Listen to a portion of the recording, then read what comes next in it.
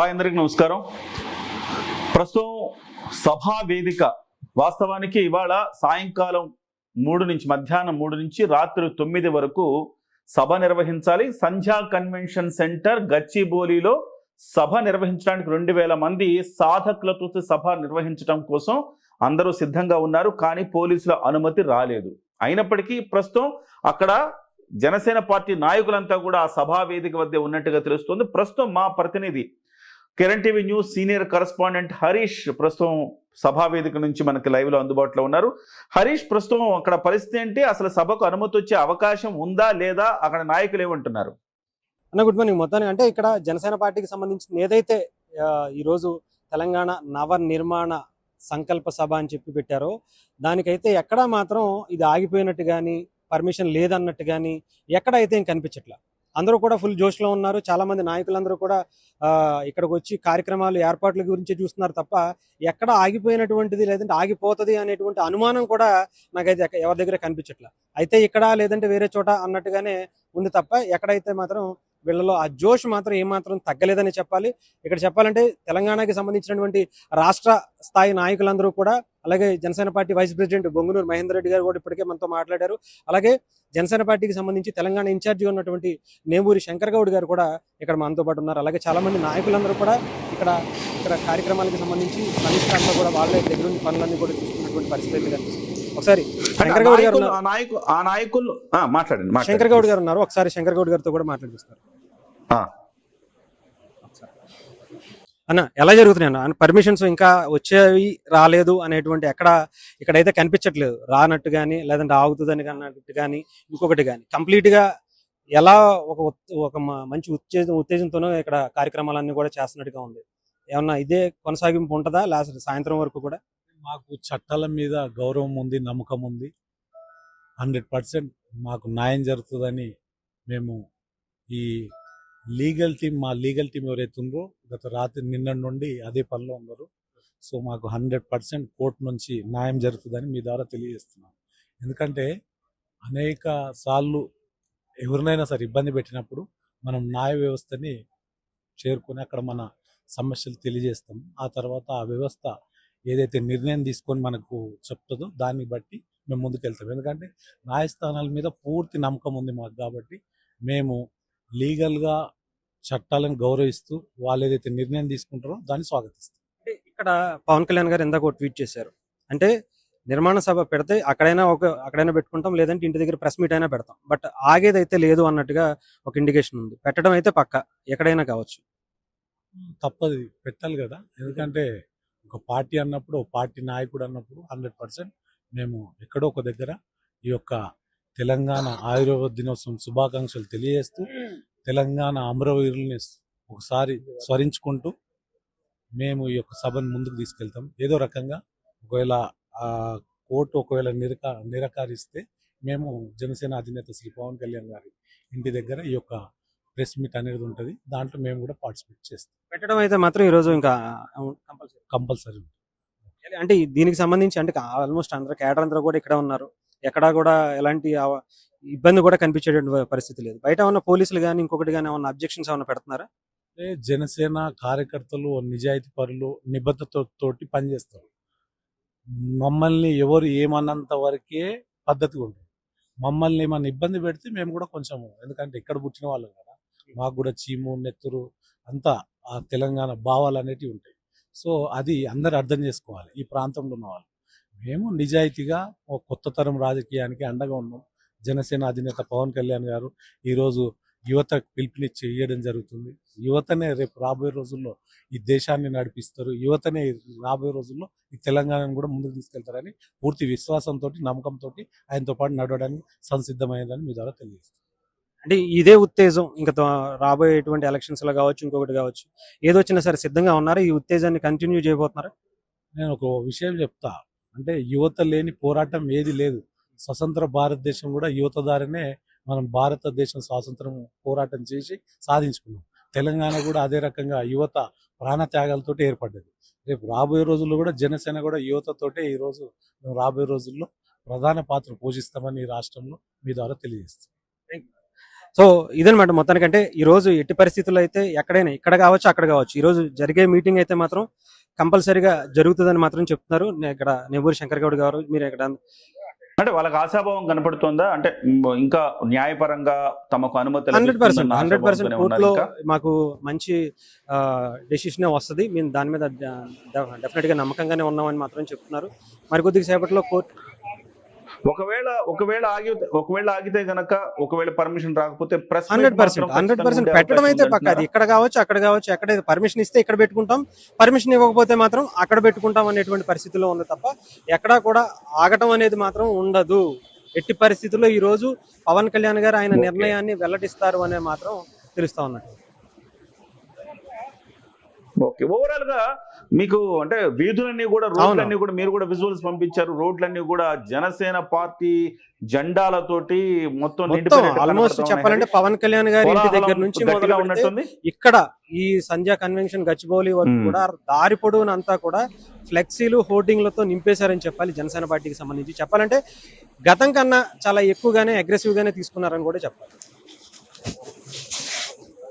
Okay, so ఇప్పుడు అక్కడికి వచ్చిన అభిమానులు లేకపోతే ఈ కార్యకర్తలు ఎవరైతే జన సైనికులు ఉన్నారో వాళ్ళ భావావేశం ఎట్లా ఉంది, వాళ్ళ స్పందన ఎట్లా ఉంది? ఇక్కడ ఉన్నటువంటి అందరూ కూడా 100% చాలా కాన్ఫిడెన్స్ అయితే ఉన్నారు. మనం ఇక్కడ వాలంటీర్లు కావచ్చు, వ్యవస్థ ఇక్కడ ఫుడ్ కి సంబంధించినవి కావచ్చు, ఎవరికి వాళ్ళ పనుల్లో నిమగ్నం అయిపోయి ఉన్నారు. ఎక్కడా కూడా ఇది ఏదో ఆగుతుందనే ఆలోచన కావచ్చు, ఇంకొకటి కావచ్చు ఎక్కడైతే వీళ్ళ కనిపించట్లేదు. కొంతమంది పోలీసులు అయితే మాత్రం బయట చాలా మంది కొంచెం బయటకు ఇందాక కూడా లోపలికి వచ్చి కొంత ఏం చేస్తున్నారు ఏంటి అని చూసినటువంటి పరిస్థితి ఉంది. కానీ ఎక్కడా కూడా వీళ్ళని అడ్డుకుంటూ మీరు చెయ్యొద్దు అని కానీ ఇంకొకటి అని కానీ ఇప్పటి వరకు అయితే బయటికి రాలేదు ఎవరు కూడా.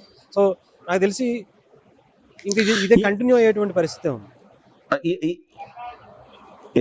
ఈ అసాంఘిక శక్తులుగా వ్యవహరిస్తున్న కొంతమంది గత కొంతకాలంగా గత 2-3 రోజులుగా ఖచ్చితంగా పవన్ కళ్యాణ్ గారు శని ఆదివారాలు కూడా రావద్దు, అసలు మా తెలంగాణలోనే అడుగు పెట్టద్దు పవన్ కళ్యాణ్ గారు అని మాట్లాడుతున్న కొంతమంది రాజ్యాంగేతర శక్తులు వాళ్ళు కొంతమంది దాడి చెయ్యాలి, జనసేన పార్టీ సమావేశం దగ్గర సభా స్థలి వద్ద కొంత ఆందోళన నిర్వహిస్తాం, గందరగోళం చేస్తామని చెప్పి హెచ్చరికలు జారీ చేస్తున్నాం. అలాంటి ఏమీ కనిపించలేదు ఇప్పటి వరకు అయితే ఏమీ లేదు. మీకు కావాలని కొంతమంది ఇక్కడ లీడర్స్ కూడా ఉన్నారు. అలాంటిది ఏమన్నా వస్తే కనుక వీళ్ళు ఎలా ఎదుర్కొంటారు అనేది కూడా మనం తెలిసినటువంటి ప్రయత్నం చేద్దాం ఒకసారి.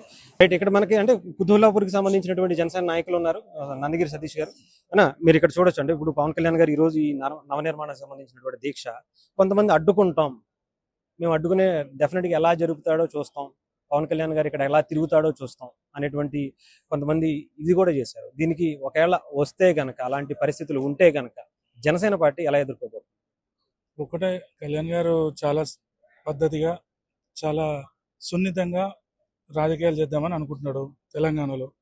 ఆయన కానీ కొంచెం ఆ ఏపీలో జరిగినట్టు ఎంతమంది గుండాగాలు వస్తారో రండి అని మాత్రం ఆ రకంగా మాట్లాడింటే ఇవాళ ఉన్న మేము తెలంగాణ వాదులమే, మేము ఉద్యమకారులమే, కాకపోతే జనసేన పార్టీతో ఉన్న వ్యక్తులం. ఆ రకంగా చెప్పాలంటే ఈ సభను అడ్డుకునేంత సీన్ అయితే లేదు. ఇంకోటి, యాక్చువల్గా సభను ఒకవేళ అడ్డుకుంటే ఆయన ఇంటి దగ్గర ప్రెస్ మీట్ పెడతాడు. అక్కడ జరిగే ట్రాఫిక్ సమస్య ఎక్కువ అవుతుందా, ఇక్కడ జరిగే ట్రాఫిక్ సమస్య ఎక్కువ అవుతుందా అని గవర్నమెంట్ ఆలోచించుకోవాలి. అనవసరంగా ఒక రకంగా చెప్పాలంటే ముళ్ళుతోని గోక్కుంటారు వాళ్ళకి ముళ్ళుతో గోక్కుంటారు. కాంగ్రెస్ గవర్నమెంట్ కావచ్చు, ఆ కాంగ్రెస్ మంత్రులు కావచ్చు, నోటితో చాలా ఎక్కువైపోయింది. మేము చేసేది ఏం లేదు. ఆయన ఏం పెట్టిండు, తెలంగాణ నవనిర్మాణ సంకల్ప సభ, జనసేన సాధక సమ్మేళనం. కార్యకర్తలకు తెలంగాణ రాష్ట్రంలో రాజకీయాల మీద ఒక దిశానిర్దేశినట్టు ఎంతమంది గుండాగాలు వస్తారో రండి అని మాత్రం ఆ రకంగా మాట్లాడింటే ఇవాళ ఉన్న మేము తెలంగాణ వాదులమే, మేము ఉద్యమకారులమే, కాకపోతే జనసేన పార్టీతో ఉన్న వ్యక్తులం. ఆ రకంగా చెప్పాలంటే ఈ సభను అడ్డుకునేంత సీన్ అయితే లేదు. ఇంకోటి, యాక్చువల్గా సభను ఒకవేళ అడ్డుకుంటే ఆయన ఇంటి దగ్గర ప్రెస్ మీట్ పెడతాడు. అక్కడ జరిగే ట్రాఫిక్ సమస్య ఎక్కువ అవుతుందా, ఇక్కడ జరిగే ట్రాఫిక్ సమస్య ఎక్కువ అవుతుందా అని గవర్నమెంట్ ఆలోచించుకోవాలి. అనవసరంగా ఒక రకంగా చెప్పాలంటే ముళ్ళుతోని గోక్కుంటారు వాళ్ళకి ముళ్ళుతో గోక్కుంటారు. కాంగ్రెస్ గవర్నమెంట్ కావచ్చు, ఆ కాంగ్రెస్ మంత్రులు కావచ్చు, నోటితో చాలా ఎక్కువైపోయింది. మేము చేసేది ఏం లేదు. ఆయన ఏం పెట్టిండు, తెలంగాణ నవనిర్మాణ సంకల్ప సభ, జనసేన సాధక సమ్మేళనం.